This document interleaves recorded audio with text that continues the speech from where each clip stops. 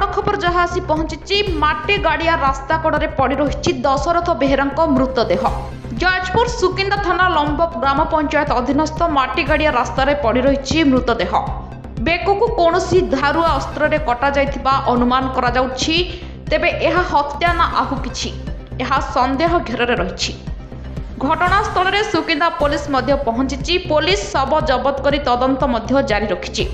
आपण देखि पारुथिबे सेही सीधा सड़क चित्र माटीगाड़िया रास्तार से ग्रामर दशरथर मृतदेह पड़ रही। शह शह लोक उपस्थित रहिथिबार नजर आसुछि।